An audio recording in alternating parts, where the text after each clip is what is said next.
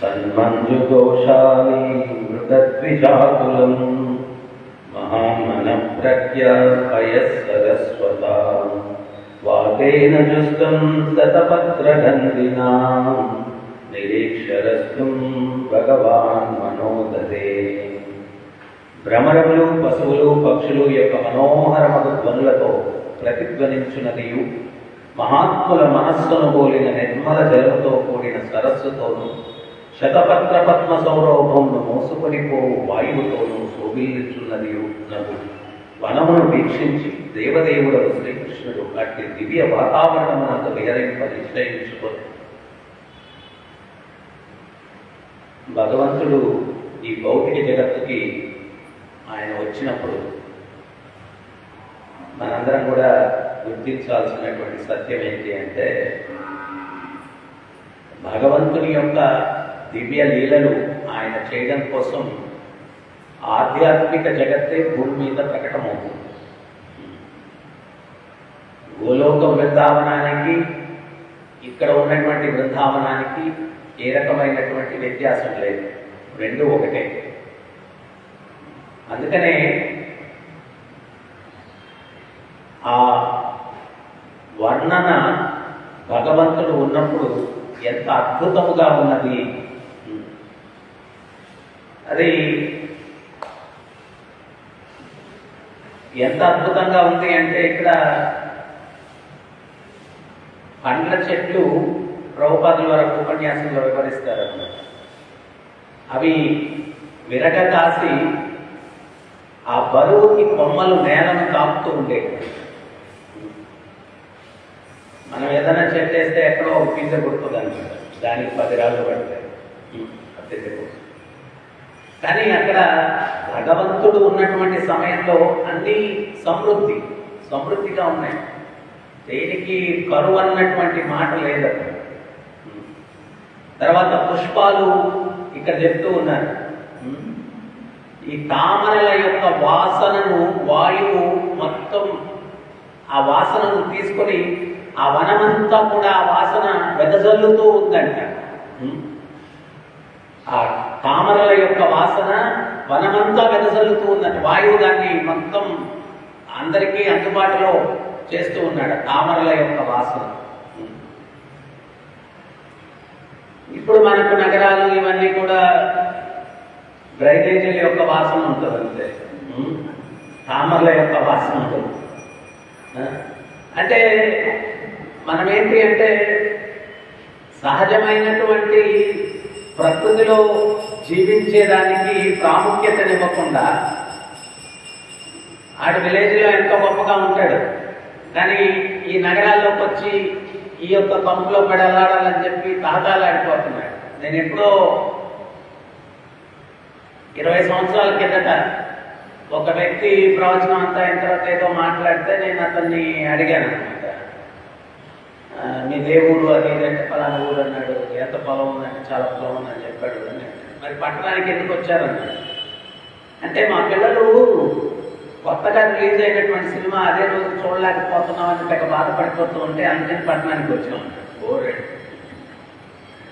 అది చూడడానికి మిగిలినంతా కూడా ఈ కంప అంతా కూడా భరించాలి. అంటే కారణాలు చూడండి. వాళ్ళు ఏంటి అంటే, పట్టణాల్లో ఏదో ఎక్కువ ఇంద్రియ భోగం ఉంది, గ్రామాల్లో తక్కువగా ఉంది అనేటువంటి భావనలో వాళ్ళందరూ కూడా ఉన్నారు. మనం పీల్చే గాలి ఆ రకమైనటువంటి భావనలతో ఎక్కువ మంది ఇక్కడ చేరడం వల్ల ఏమవుతుంది, కాలుష్యం పెరిగిపోతూ ఉంది. నేను 2000 సంవత్సరంలో హైదరాబాద్ మందిరానికి అధ్యక్షుడిగా ఉన్నప్పుడు అప్పుడు ఒక న్యూస్ ఒకటి వచ్చిందనమాట. అప్పుడే ఈ యొక్క మినరల్ వాటర్ ఇదన్నీ కూడా మార్కెట్లోకి వస్తూ ఉంది. ఆ మినరల్ వాటర్ యొక్క డిమాండ్ పెంచడం కోసం ఆ మంచినీరు వచ్చేటువంటి కొళాయిల పైపుల్లోకి డ్రైనేజీ కలిపేశారు ఎవరో అని చెప్పి వార్త అన్నమాట. అంటే మనిషి తన యొక్క ఆదాయం కోసం ఇంకోటి పోయినా పర్వాలేదు, అటువంటి వాతావరణం. అదే నేను చిన్నప్పుడు బాగా నాకు గుర్తనమాట. ఏంటి అంటే, స్కూల్లో మాకు ఒక బావి ఉండేది. ఆ బావిలో నీళ్ళు చేసేసుకొని తాగేసేవాళ్ళం. ఏమీ కాలుష్యం ఏం లేదు. కొంతమంది చెప్పారు నాకు, చెరువుల్లో నీళ్ళు కూడా తాగేవాళ్ళు, అంత స్వచ్ఛంగా ఉండేటువంటివి అని చెప్పి. సో మనం ఏంటి అంటే ఈ యొక్క వాతావరణాన్ని మనమే అనవసరంగా కాలుష్యం చేసుకుంటూ ఉన్నాం. ఇక్కడ ఇంకొకటి చెప్తూ ఉన్నారు, యోగుల యొక్క నిర్మలమైనటువంటి మనస్సుతో సరస్సును పోలుస్తూ ఉన్నారు. అది ఒక ముఖ్యమైనటువంటి పాయింట్. మనకేంటి అంటే మనస్సు ఎప్పుడు కూడా కలత చెంది ఉంటుంది. యోగి యొక్క మనస్సు కలత చెందదు. దాన్ని నిర్మలమైనటువంటి సరస్సుతో పోల్చారు.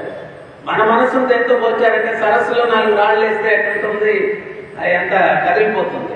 సో అట్లాంటిది మన మనస్సు అన్నమాట. కానీ యోగి యొక్క మనస్సు ఏంటి అంటే నిర్మలంగా, చాలా నిర్మలంగా ఉంటుంది. మరి నిర్మలంగా ఉండడానికి కారణం ఏంటయ్యా అంటే, భగవద్గీతలో భగవంతుడు చెప్పినట్టుగా ఏకేహా గురునందన, ఆ యోగి యొక్క గమ్యం ఏంటి అంటే, ఆ యోగీశ్వరుడైనటువంటి భగవంతుణ్ణి సంతృప్తి పరచాలా అనేటువంటి ఆలోచన తప్పించి అన్యమైన ఆలోచన ఏది కూడా లేదన్నమాట. అందుకని చెప్పి అతని యొక్క మనస్సు చాలా నిర్మలంగా ఉంది. మనకేంటి అంటే ఒకే సమయంలో ఎన్నో ఆలోచనలు, ఎన్నో మనసు ఇటు పరిగిస్తూ ఉంది, అటు పరిగిస్తుంది, రకరకాలుగా చాలా చంచలంగా ఉంది. అందుకనే అర్జునుడు అన్నాడు, నేను గాలినైనా ఆపగలను కానీ స్వామి మనోవేగాన్ని నేను ఆపలేకుండా ఉన్నాను అన్నాడు. మీరు ఎంతమంది గాలిని ఆపుతారు?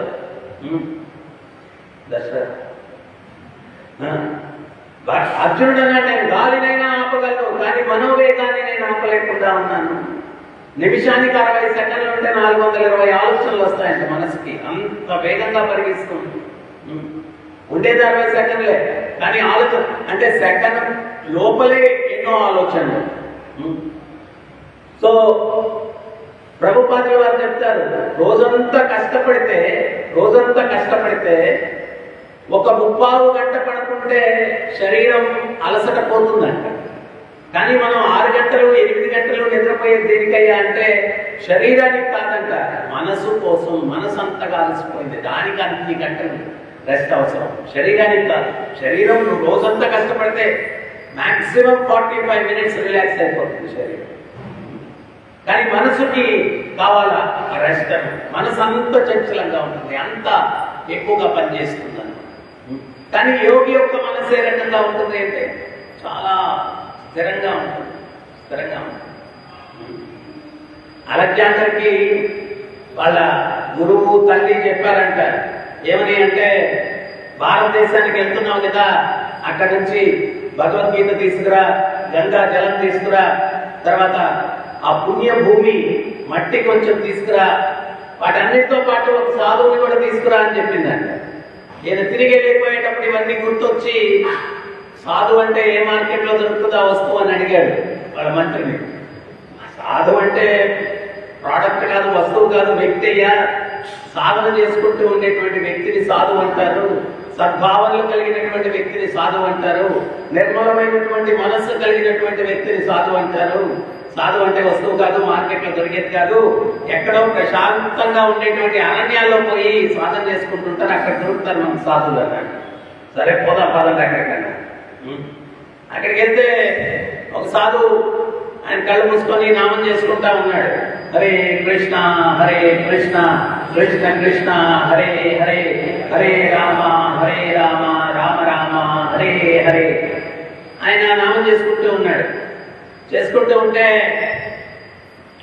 ఈ అలెగ్జాండరు, ఏ సాధు, ఈ దుర్భరమైన అరణ్యంలో నువ్వు ఉండడం ఏంటి, రా నాతోటి వెళ్ళిపోదాం, నీకు పెద్ద అంతఃపురం ఏర్పాటు చేస్తాను, తినడానికి పంచపక్ష పరమాణాలు ఏర్పాటు చేస్తాను, ఇక్కడ కందమూలాలు దీంట్లో బతుకుతున్నావు, రాపోదాం అన్నాడు.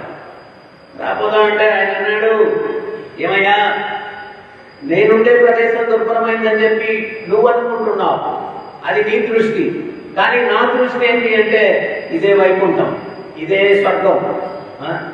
ఏదైనా మనం చూసేదాన్ని బట్టి ఉంటుంది, మన యొక్క చైతన్యాన్ని బట్టి ఉంటుంది ప్రదేశం. ఇప్పుడు కొన్ని ప్రదేశాల్లో మనం ఏంటి అంటే అది అబ్బా చాలా కష్టంగా ఉంది అనుకుంటా.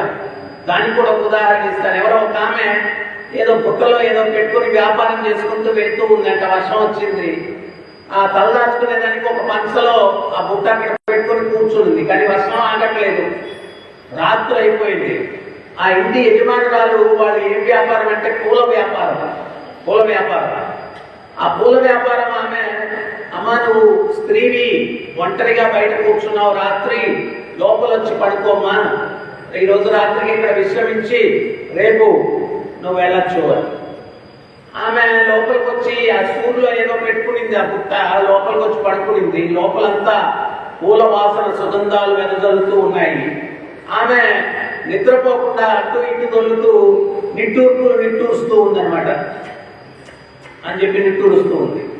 అప్పుడు ఏమనింది, కొత్త ప్రదేశం అని ఏమన్నా కథలు ఎదుగుతున్నావేమో తల్లి, ఇక్కడ ఏమీ ప్రాబ్లం లేదు, నీవు సురక్షితంగా నిద్రించవచ్చు, ఏం పర్వాలేదంటే ఆమె అటు ఇటు దొలుతూ ఇంకా నిట్టూరుస్తూనే ఉందన్నమాట.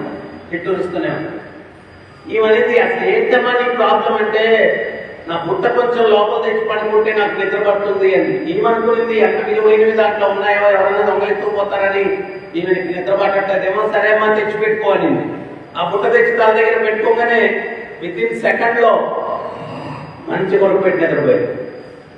ఈమె ఆ బుట్టలో ఏముందా అని చూసింది. ఎండు చేపలు ఉన్నాయి.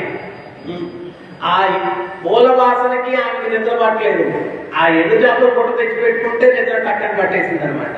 అంటే మామూలుగా ఎండు చేపలు మనకంటే వచ్చి ఏంటి వాసన అంటాం, కానీ ఆమెకు అది అమృతం లాగా ఉంది. అది ఉంటే కానీ నిద్ర పట్టట్లేదు. అట్లాగే మనందరం కూడా వివిధ జన్మలు ఎత్తుకుంటూ వచ్చి మనం ఏంటి అంటే రకరకాల వాసనలకు అలవాటు పడి ఉన్నాము. సాధన దేనికయ్యా అంటే ఆ యొక్క చెడు వాసనలన్నింటినీ కూడా తొలగించుకుని నిజమైనటువంటి ఆ కృష్ణ వాసన, కృష్ణ మాధుర్యం, కృష్ణ తత్వం మీద ఉన్నటువంటి మాధుర్యాన్ని మనం రుచి చూసి దానికోసం పరితపించడం కోసం సాధన చేయాలి. ఈ వాసనలకు సామాన్యంగా పోయేటివి కాదు. ఎన్నో జన్మలుగా వాటన్నిటికీ అలవాటు పడ్డారు. అందువల్ల నీ అలవాటుని బట్టి, నీ బలహీనతను బట్టి ఒక్కో రకంగా కనిపిస్తుంది. అయ్యా అలెగ్జాండరు, నీకు ఇది నరకంలాగా కనిపించవచ్చు ఈ యొక్క అరణ్యము, కానీ నాకు మాత్రం ఇదే స్వర్గం. నీకెవరు చెప్పారు? నేనేమన్నా చెప్పానా ఇది దుర్భరమైన ప్రదేశం అని చెప్పి నేను ఎక్కడికి రాను అన్నాడు. అంటే అప్పుడు అలెగ్జాండర్ ఏమన్నాడంటే, నేనేమనుకున్నావు, ప్రపంచాన్ని శాసించినటువంటి చక్రవర్తిని, నువ్వు రాకపోతే నిన్ను చంపేస్తానన్నా. నిన్ను చంపేస్తాను. అప్పుడు ఈ సాధువు ఏమన్నాడంటే, నన్ను చంపడం నీ వల్ల కానే కాదన్నాడు.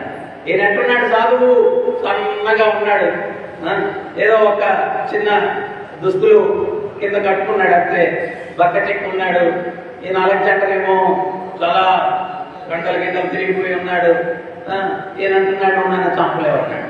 అప్పుడు అలెగ్జాండర్ పెద్దగా నవ్వుతూ మంత్రులు చెప్తున్నాడు, పిచ్చోడు, ఈ కరవాలం, ఈ కత్తితో ఎంతమందికి శిరశ్చేదనం చేశాను నేను, అటువంటిది ఈ బక్క చెక్కినటువంటి వాడిని చంపలేనంట అన్నాడు. అప్పుడు మళ్ళా ఈయన అన్నాడు, ఖచ్చితంగా మీరు నన్ను చంపలేరు. నన్ను రెచ్చగొట్టద్దు, ఏంటి నేను ఎందుకు చంపలేను అన్నాడు. అప్పుడు ఈ సాధువు అన్నాడు, నేను అన్న వ్యక్తి శరీరం కాదయ్యా, నేను అన్న వ్యక్తి ఆత్మని, ఆత్మకు చావు లేదు, నన్ను ఎట్లయ్యా నువ్వు చంపుతావు? నేను అనేది ఈ శరీరం కాదు, ఆత్మ అన్నాడు. నేను అనేది ఈ శరీరం కాదు, ఆత్మ, ఆత్మకు చావు లేదు. భగవంతుడు చెప్తున్నాడు గీతలో, అది నీటిలో కలపలేము, అగ్నిలో దహింపలేము, కత్తితో ఛేదింపలేము. సో ఇది ఆత్మ యొక్క స్వరూపం. నేను ఆత్మస్వరూపుని, నన్నెట్ట నువ్వు చంపుతావు అన్నాడు. నన్నెట్ట చంపుతావు? తర్వాత నువ్వు చక్రవర్తివి అది ఇది అని చెప్పి అంటున్నావయ్యా, నువ్వు అసలు చక్రవర్తివి కాదయ్యా. మరి ఎవరు నేను అన్నాడు. నా బానిసకు బానిసవి నువ్వు అన్నాడు. నా బానిసకు బానిసవి నువ్వు అన్నాడు. అంటే అలెగ్జాండర్కి అర్థం కాలేదు, ఇదేంట్రా నాయన దెబ్బ మీద దెబ్బ కొట్టావు నన్ను, నేను నా బానిస, ఈ బానిస అంటున్నాడు, నేను ప్రపంచాన్ని శాసించిన వ్యక్తిని, నేనేంటి బానిస అన్నాడు. అసలు ఏంటి నీ బానిసవుడు, వాడికి నేను బానిస ఏంటి అన్నాడు. అప్పుడు ఈ సాధువు ఏమన్నాడంటే, క్రోధము నా బానిస, క్రోధానికి నువ్వు బానిసుడవి. నువ్వు ఇందాకటి నుంచి క్రోధంతో ఊగిపోతున్నావు. నేనేమనుకున్నావు, అదనుకున్నావు, ఇదనుకున్నావు. క్రోధం నా బానిస. ఆ క్రోధానికి నువ్వు బానిసవి, అందుకని నువ్వు నా బానిసకు బానిస అన్నాను. సో సాధువులు ఏంటి అంటే ఆ నిర్మలమైనటువంటి మనస్సు అన్నమాట. ఇట్లాగే వాళ్ళకి అక్కడేమో అలెగ్జాండర్ ఊగిపోతున్నాడు, ఇక్కడ ఈ సాధువేమో ప్రతిదానికి కూల్గా సమాధానం చెప్తా ఉన్నాడు. కూల్గా సమాధానం చెప్తాడు.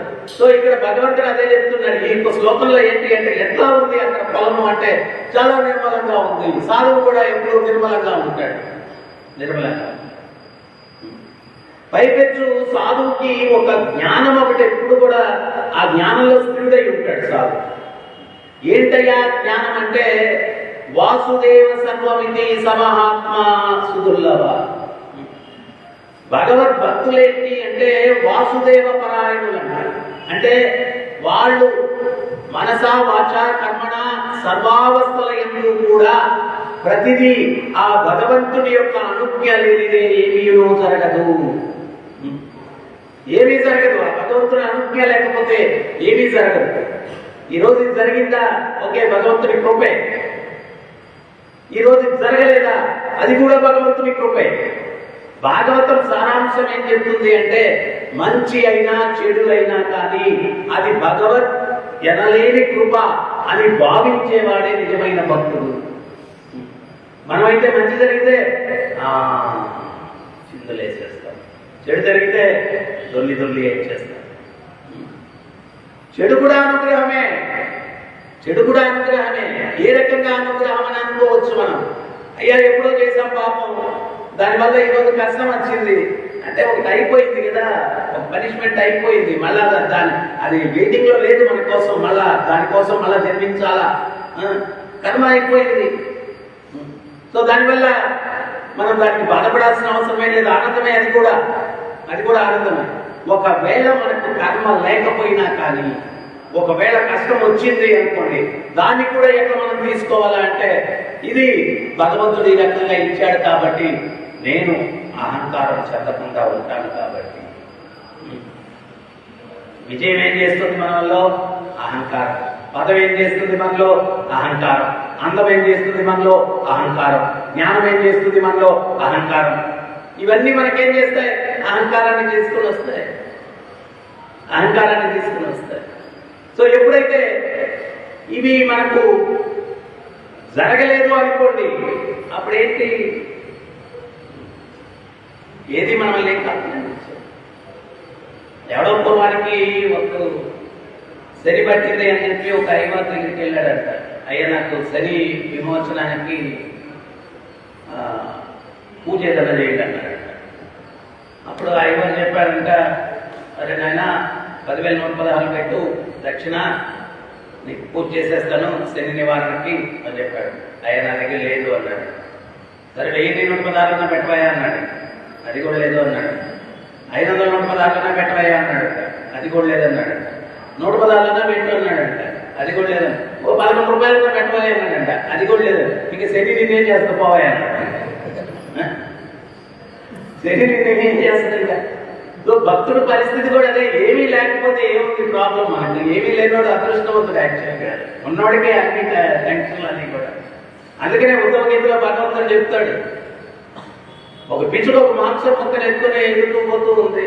ఒక కాకి చూసింది, దాన్ని తరుగుతూ ఉంది, గంట తరుగుతూ ఉంది, రాబత్తు తరుగుతూ ఉంది. అప్పుడు ఆ పిచ్చుట నీడలో చూసింది, ఇవన్నీ నన్ను తరుగుతున్నాయి. ఎందుకు తరుగుతున్నాయంటే ఆ చిన్న మాంసం మొక్క కోసం. అదే చేసింది, దాన్ని వదిలేసింది.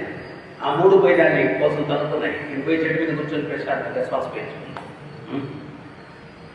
మనకు అది అర్థం కాక మనం ఏం చేస్తామంటే వీటన్నిటి వల్ల మనకు ఆనందం వస్తుందేమో అని చెప్పి ఏదైతే టెన్షన్ ఇస్తాయో వాటి వెనకాల భరిస్తాం. ఏదైతే టెన్షన్ ఇస్తాయో వాటి వెనకాల మనం భరిస్తాం. ఇవన్నీ మన నిర్మలత్వాన్ని చెడగొడతాయి. అది అర్థం చేసుకోవాలా. మరి యోగి నిర్మలంగా ఉన్నాడంటే ఆయనకి ఇవేం లేవు, ఈ ప్రతిబంధకాలు లేవు, అందుకని నిర్మలంగా ఉన్నాడు. మనము ప్రాక్టికాలిటీ గమనించాలి. యోగి నిర్మలంగా ఉన్నాడు, నేను నాకు నిర్మల యోగి నిర్మలంగా ఉండడానికి కారణం ఏంటి అంటే ఇవన్నీ లేవు కాబట్టి నిర్మలత్వం ఉంది. మనం ఏంటి ఇవన్నీ కావాలని కోరుకుంటున్నాం కాబట్టి మనలో నిర్మలత్వం లేదు. సో ఏది నిర్మలత్వాన్ని ఇస్తుంది? ఏమవుతుంది, ఆ భగవంతుని పాదారవిందముల యొక్క ఆశ్రయం మనకు నిర్మలత్వాన్ని ఇస్తుంది. దాన్ని మనం తీసుకునేదానికి ప్రయత్నం చేయాలా? దాన్ని తీసుకునేదానికి ఏదైతే నిర్మలత్వాన్ని ఇస్తుందో దాన్ని మనం త్యజిస్తూ ఉంటాం, వదిలేస్తూ ఉంటాం.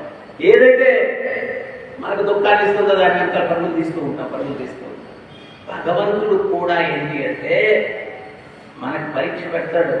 అది దానికోసం పరిగెత్తినప్పుడు ఇట్లా అవుతాడు, వెనక్కి అవుతాడు, మళ్ళా పరిగెత్తాం, మళ్ళా అవుతాడు. మళ్ళా అర్థం చేసుకోవాల్సింది ఏంటి అంటే, భగవంతుడికి ఇష్టం లేదు ఇది. మనం అట్లా అర్థం చేసుకుంటాం. మనం ఏం చేస్తాం, పట్టు వదలను విక్రమార్కుడుగా, బేతాళుని వదలను. బేతాళంటే కష్టాలు, బరువు. బేతాళంటే బరువు. విక్రమార్కుడు ఎట్లా చేశాడు, బేతాళుని భుజాన్ని వేసుకొని పోయాడు, బరువు అది. బేతాళుని మొదలు. ఆ బేతాళు కష్టం, బరువు, దాన్ని వదిలేయాలి. వదలకుండా ఉంటే మనకే ప్రాబ్లం. అంటే మనం ఇవన్నీ కూడా భాగవతంలో వీటన్నిటిలో కూడా మహాత్ములు మనకు ఉదాహరణ ఇచ్చారనమాట. బుద్ధిదేవి ఏమంటుంది, భగవంతుడు ద్వారకి వెళ్ళిపోతూ ఉన్నాడు, అచ్చినాపురాన్ని వదిలి ద్వారకి వెళ్ళిపోతూ ఉన్నాడు. బుద్ధిదేవి పరిగెత్తుకుంటూ వచ్చి స్వామి, దుఃఖాలు ఉన్నప్పుడు మాతో ఉండిపోయారు, ఈ ఐశ్వర్యాలన్నీ ఇచ్చి మమ్మల్ని వీడికి వెళ్ళిపోతున్నారు, దయచేసి ఆ దుఃఖాలు తిరిగి ఇచ్చి మీరు మాతో ఉండిపోండి అని. మనం కూడా చాలాసార్లు దుఃఖం ఉన్నప్పుడు ఎక్కువ మాలలు చేస్తాం. మనం కాదు తట్టుకునేదానికి ఏది లేకుండా ఎక్కువ మాలలు చేస్తాం. మాలలు చేస్తూ మనం ఏమనుకుంటామంటే దుఃఖం పోవాలనుకుంటాం. కానీ ఆ దుఃఖం అంటబట్టే కదా ఆయనకి దగ్గరయ్యావు. భగవంతుడు మనం దూరం అవుతున్నామనే కదా దుఃఖం ఇచ్చాడు నీకు. నేను ఒక ఉదాహరణ చెప్తూ ఉంటాను. పిల్లోడు తల్లిదండ్రులతో మార్కెట్లోకి వెళ్తే వాడు చేయబట్టు నడవరా అంటే వాడు చేసుకొని రోడ్డు మీద అటు పరిగిస్తుంటాడు. ఆ తల్లిదండ్రులు ఎంత పట్టుకొచ్చి చేయబట్టుకున్నా మళ్ళీ తెచ్చుకొని పరిగిస్తుంటాడు. ఏదైనా కారు గుద్దేయచ్చు, స్కూటర్ గుద్దేయచ్చు, వీళ్ళకి టెన్షన్. అయితే ఏమవుతుంది, ఆ వీధిలో ఉన్నటువంటి గొప్ప ఒకటి వాడిని బొమ్మని వెనకాల పడుతుంది అనమాట. అప్పుడు వాడేం చేస్తాడు, ఇంక వీళ్ళకి ప్రమేయం ఏం లేకుండా పరిగెత్తుకుంటూ వచ్చి ఆ తల్లిదండ్రులు గట్టిగా పట్టుకుంటాడు.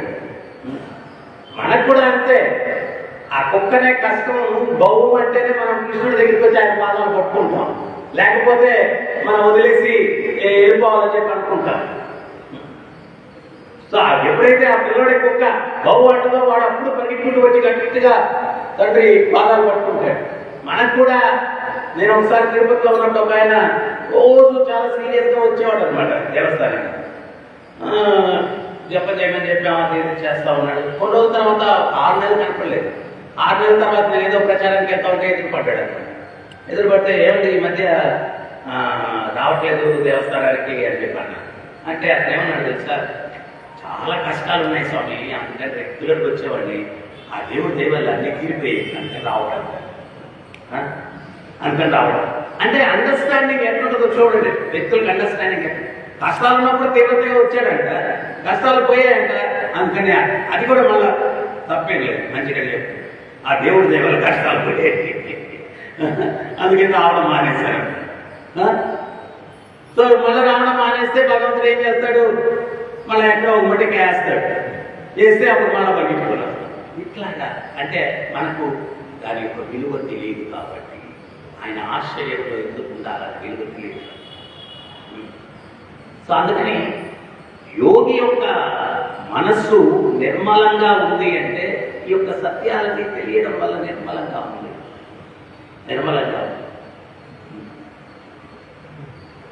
గీతా మహత్యంలో మనం 2వ అధ్యాయం ఆత్మజ్ఞానం గురించి తెలియపరుస్తున్నాం. ఒక బ్రాహ్మణుడు ఉంటాడు, అతను ఎవడైనా మనశ్శాంతిని ఎట్లా పొందాలా అని తెలుసుకోవాలని చెప్పి అనుకుంటాడు. ఎవరి దగ్గరికి వెళ్ళి, ఏ సాధువు దగ్గరికి వెళ్ళి చూసినా కానీ ఆయా సాధువుల దగ్గర నుంచి మనశ్శాంతికి సూత్రం పొందాలని చెప్పి వెళ్తే ఆ సాధువు ముఖంలోనే మనశ్శాంతి కనపడలేదు. This is the index of mind అంటారు కదా. మన ముఖం చూస్తే ఒకసారి మనం కలత దగ్గర కూర్చోనంటే ఏమంటా ఉన్నావు, ఏమైంది అని అడుగుతారు. వాడు అట్లా పెట్టుకుని మౌనం కూర్చోండి, తెలిసిపోతుంది. సో ఈయనకి ఎవరి ముఖంలో కూడా మనశ్శాంతి ఉన్నట్టు కనిపించలేదు. కనిపించకపోతే ఇతను అట్లా వెతికితే ఒక్క వ్యక్తి దగ్గరికి వెళ్తే అతను కొంచెం మనశ్శాంతిగా కనిపిస్తాడు. ఏంటంటే మీరు కొంచెం మనశ్శాంతిగా ఉన్నారు, ఉపాయం చెప్పండి, ఉపాయం చెప్పండి. అప్పుడు అతను చెప్తాడు. ఒకసారి ఒక గొర్రెలు మేపుకునేటువంటి వాడు, మేకలు మేపుకునేటువంటి వాడు, అవి మేపుకుంటూ వెళ్తూ ఉంటే అక్కడ ఒక పులి తరుగుతుందన్నమాట. పులిని తరిగితే అది ఏదైనా మందలో అన్నింటినీ టార్గెట్ చేయదు, ఒకదాన్ని టార్గెట్ చేస్తుంది. ఆ మేక పరిగిస్తుంది, పులి కూడా పరిగిస్తూ పోతుంది. పోతే ఒక ప్రదేశానికి వెళ్ళిన తర్వాత ఆ మేక అట్లాగే నిలబడిపోయింది. ఈ పులి కూడా నిలబడిపోయింది. ఆ మేక ఏమంటుందంటే, ఈ పులి వచ్చి నన్ను చంపేసి నీ ఆకలి తెచ్చుకోండి. ఈ పులి ఏమంటుందంటే, నాలో క్రోధం లేదు అని, నేను ఇప్పుడు నాలో ఆకలి లేదు, నిన్ను చంపాలనేటువంటి హింసా భావన నాలో లేదు, నేను నిన్ను చంపనాను. లేదు నన్ను చంపేసి నీ ఆకలి తెచ్చుకోండి. లేదని ఈ మేకలు మేపుకునేవాడు చూశాడు. అతని పేరు అది మిత్రబాను. చూసి ఏంటిది ఇక్కడికి వచ్చేసరికి తర్వాత వీడు రియలైజ్ అయ్యాడు. ఏంటి అంటే, అంత పెద్ద పులి అక్కడ ఉంటే నేను ధైర్యంగా నిలబడుతున్నాను ఏంటి ఇక్కడ, నేను కూడా చెట్టు ఎక్కాను కదా, నేను కూడా ధైర్యంగానే ఉన్నాను. ఈ ప్రదేశానికి వస్తే ఏంటి ప్రత్యేకత? ఆ చెట్టు మీద పోతుంది. ఆ కోతిని అడిగాడు, ఏంటి ఇక్కడ నాకు భయం పోయింది, నా మేకకు భయం పోయింది, ఆ పులి తన క్రూరత్వ స్వభావం పోయింది, ఏంటి ప్రదేశం యొక్క ప్రత్యేకత ఏంటి? అప్పుడు ఆ కోతి చెప్పింది, పూర్వం ఇక్కడ ఒక శివభక్తుడు ఉండేటువంటి వాడు, ఆ దూరంలో శివలింగం ఉంది కదా, దాన్ని సేవించుకుంటూ ఉండేవాడు. ఒక సాధువు ఒక ఆయన వచ్చాడు, నేను మనశ్శాంతి పొందాలంటే ఏం చేయాలా అని చెప్పని అడిగాడు. అప్పుడు ఆ సాధువు ఏం చేశాడంటే, ఏదో కొన్ని శ్లోకాలని ఆ బండ మీద చూడు రాశాడు. అది రోజు నువ్వు పఠించు, నీకు మనశ్శాంతి వస్తుంది అన్నాడు. ఆ బండ మీద ఉన్నటువంటి శ్లోకాలు ఏంటి అంటే, భగవద్గీత 2వ అధ్యాయంలో ఉన్నటువంటి ఆత్మజ్ఞానాన్ని తెలియపరిచేటువంటి శ్లోకాలు. ఆ ఆత్మజ్ఞానాన్ని తెలియపరచడం వల్ల, ఆ శ్లోకాలు ఇక్కడ చదవడం వల్ల ఈ ప్రదేశంలోకి ఎవరు ప్రవేశించినా వాళ్ళ స్వభావాలు కోల్పోయి వాళ్ళు నేను ఆత్మస్వరూపుణ్ణి అన్నటువంటి సాక్షాత్కారాన్ని పొందుతారు. సో మనం ఏంటి అంటే, హరే కృష్ణ మంత్రం చేపించడం వల్ల కానీ, లేకపోతే భగవద్గీత శ్లోకాలు పఠించడం వల్ల కానీ, లేకపోతే ఈ యొక్క ఆధ్యాత్మిక తత్వాన్ని శ్రవణం చేయడం వల్ల కానీ మన స్వభావంలో మార్పు రావాలా? అట్ట కాకుండా నేను ఇదంతా నిన్నంటే పదిదంతా నేను అంటే మనం అర్థం చేసుకోలేదు, ఆధ్యాత్మిక తత్వం అర్థం చేసుకోలేదు. అది ఇంకా లోపలికి పోలేదు, మనసులో ఆ నిర్మలత్వం రాలేదు. సో మనం ఏంటి అంటే, ఈ జ్ఞానం, ఆత్మజ్ఞానానికి ఉన్నటువంటి శక్తి అదనమాట. ఈ శరీరానికి ఇవన్నీ ఉన్నాయి, కానీ ఆత్మకు అవేమి లేవు కదా. ఆత్మ ఏంటి? సచ్చిదానంద స్వరూప, శాశ్వతమైన సంపూర్ణ జ్ఞానం, సంపూర్ణ ఆనందం కలిగినటువంటి స్వరూపం ఆత్మస్వరూపం. సో అందువల్ల మనం ఏంటి అంటే, ఆ యొక్క జ్ఞానం ఎప్పుడైతే మట్టపడుతుందో మనం ఏంటి అంటే బాహ్యంలో జరిగేదానికి కల్పజంతము. మళ్ళీ ఇప్పుడు మనకి ఇంకో సందేహం లేదు, ప్రభుజీ అట్లయితే మనం అట్లా ఉంటే కొంతమంది అడ్వాంటేజ్ తీసుకుంటారు కదా.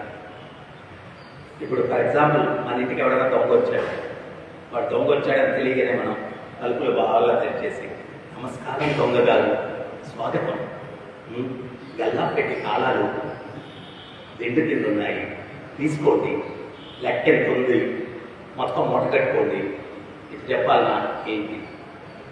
శాస్త్రాలు కూడా చాలా ప్రాక్టికల్ అన్నమాట. శాస్త్రాలు డ్యూ రెస్పెక్ట్ అన్నారు. దొంగకి ఇవ్వాల్సినటువంటి రెస్పెక్ట్ ఏంటి అంటే, గట్టి తీసుకొని తరిమేయడం. అని నమస్కారం దొంగగారు, స్వాగతం ఏది గారు అని కట్టి తీసుకొని తరిమేయడం. విషపూరితమైన పాము ఉంది, దానికి ఏంటి గౌరవం అంటే దాన్ని చంపేది, పాపం రాదు అంటే దాన్ని ఎత్తుక్కొని పోయి చంపడం కాదు, అది ఎక్కడో దాని పాటికి అది బతుకుంటే. మన జీవనంలోకి కష్టపెట్టడానికి వస్తే అబ్బా మీరు భలే చెప్తారు అని చెప్పామని ఇక్కడ పావుల కోసం ఎత్తి ఎక్కడుంటే ఏదో అడవిలో ప్రశాంతంగా పోయి వాడిని చంపేయడం కాదు.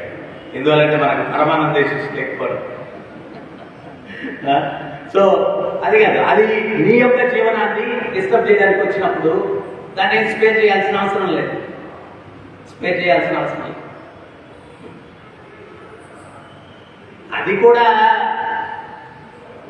ప్రభుపాదుల వారి ఉపన్యాసంలో చెప్తారు. పాము ఏంటి అంటే అది తమోగుణంలో ఉన్నటువంటి జీవనం. దానికి ఏంటి అంటే తన ప్రాణం మీద చాలా భయం, చాలా భయం.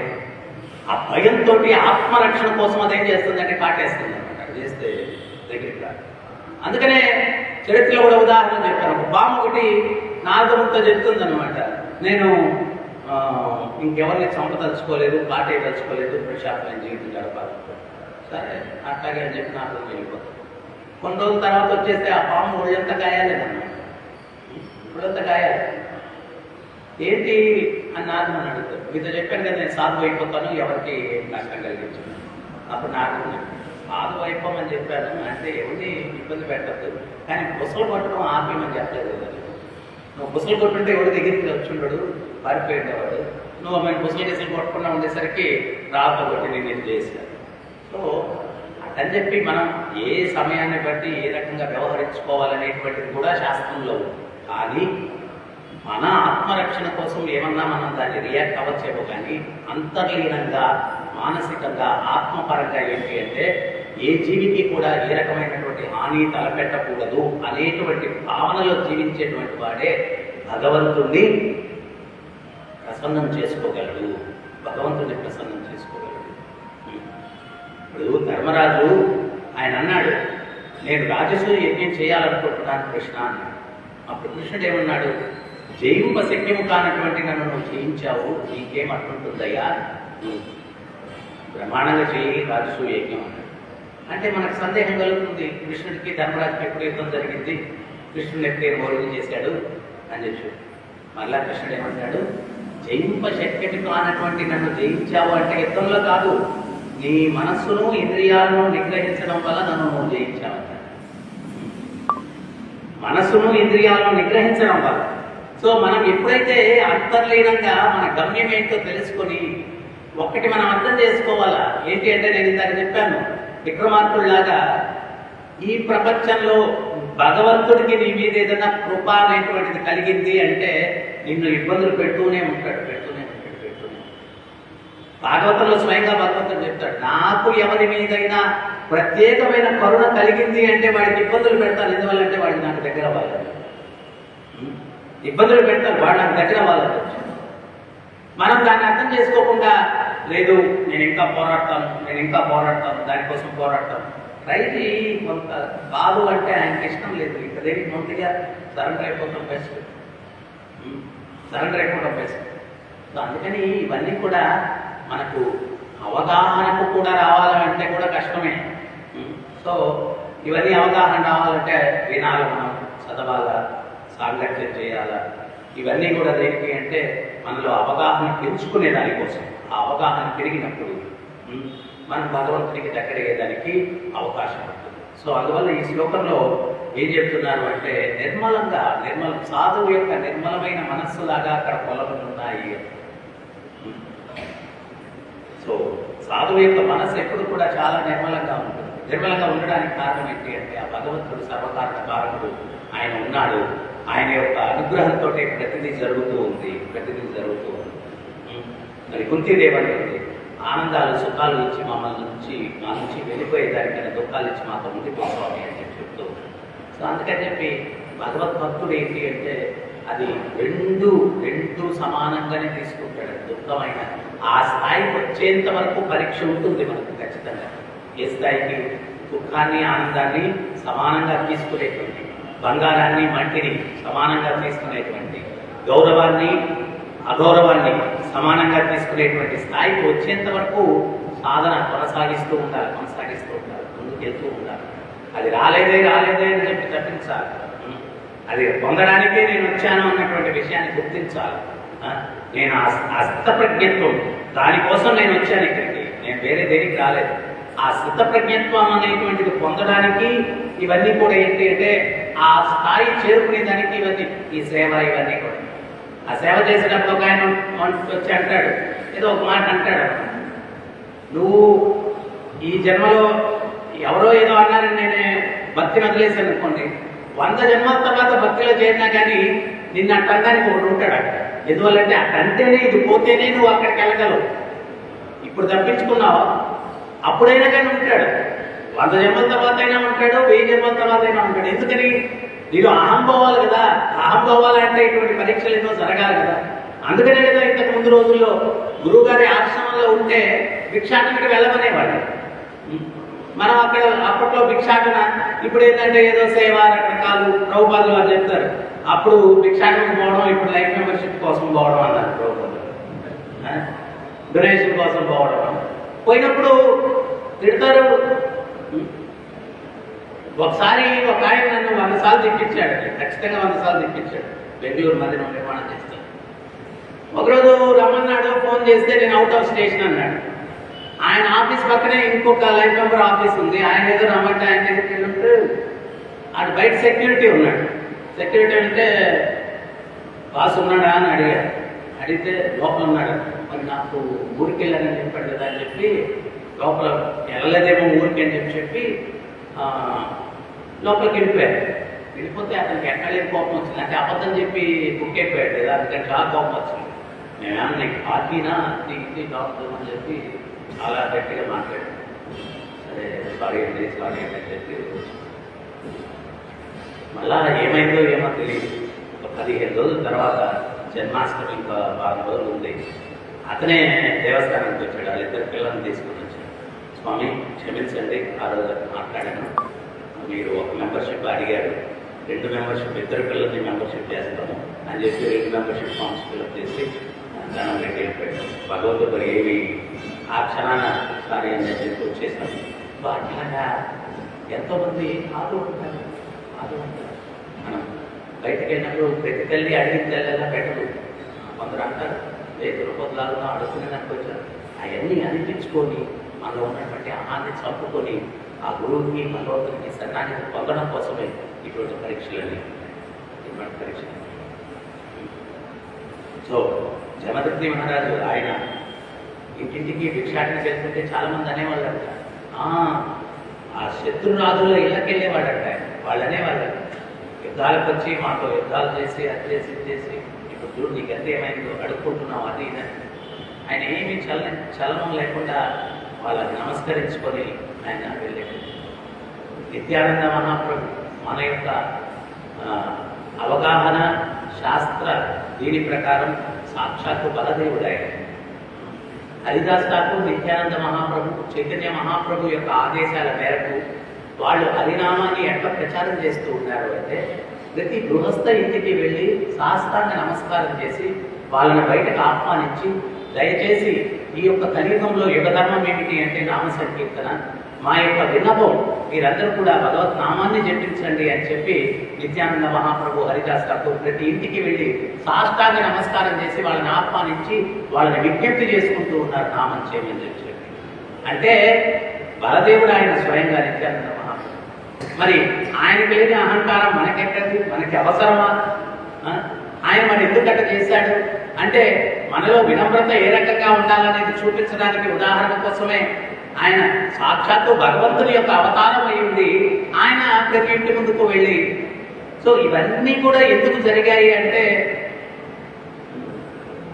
నేను పోతే పోతాను, నేను అనేది పోవాలా.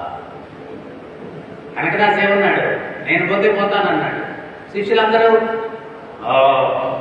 గురువుగారే వెళ్ళనన్నాడు, మీరు వెళ్ళిపోతారంట వైకుంఠానికి.